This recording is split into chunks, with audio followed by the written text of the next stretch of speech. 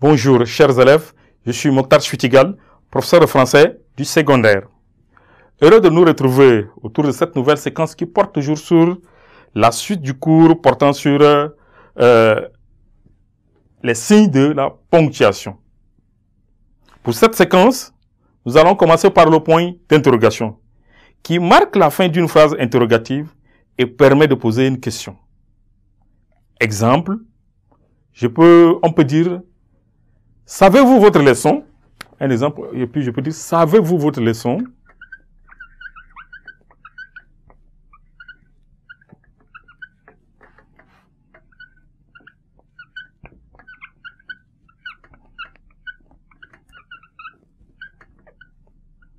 Savez-vous votre leçon? Et effectivement, la phrase a été terminée par un point d'interrogation et ça a permis de poser la question. Ou bien encore, je peux donner un autre exemple. Comment peux-tu manger de la sorte? Je pose la question parce que la personne est gourmande. Voilà ce qui est du point d'interrogation. Maintenant, nous allons passer à un autre signe de ponctuation qui est les guillemets. L'autre qui est les guillemets ici. Les guillemets. Les guillemets s'emploient pour encadrer les paroles rapportées directement ou des citations. Et lorsque vous utilisez pour encadrer les paroles rapportées, et alors, après avoir cité celui qui est à l'origine de la parole, c'est-à-dire l'auteur de la parole, vous mettez deux points. D'abord, vous ouvrez les guillemets et prenez cette parole-là intégralement dans les guillemets.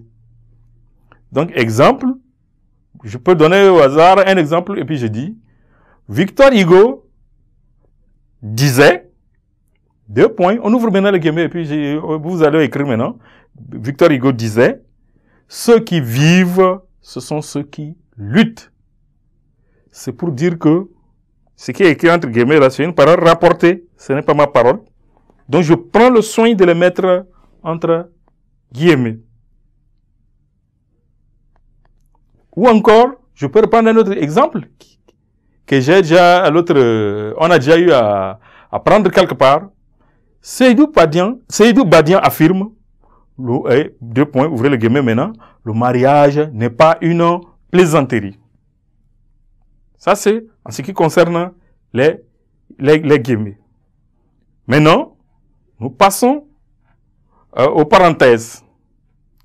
Les parenthèses s'emploient pour isoler.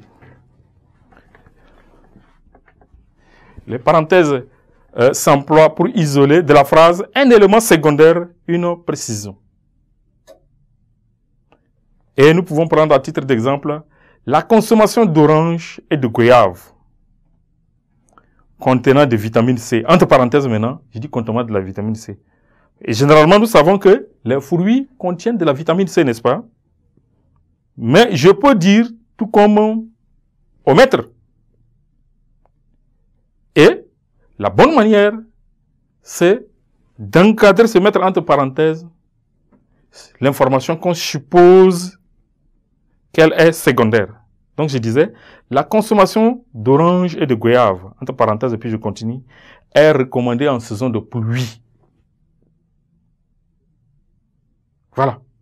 Ça, c'est en ce qui concerne les parenthèses. Et après les parenthèses, nous passons maintenant au tiret. Passons maintenant au tiret. Les tirets indiquent un changement d'interlocuteur. Lorsque vous abordez une explication, une démonstration quelconque, et que cela arrive à terme, vous mettez point, vous revenez à la ligne, faites un tiret pour commencer la nouvelle explication. Donc, cela prouve que vous marquez déjà un changement d'interlocuteur. Ça, c'est à ce qui concerne les tirets. C'est comme ça que lorsqu'on vous dicte le cours, même à chaque fois qu'on arrive quelque part, peut-être on met un point virgule et puis à la ligne on vous dit tiret. Tiret, tiret. Merci pour votre attention et à nous revoir à la prochaine séquence.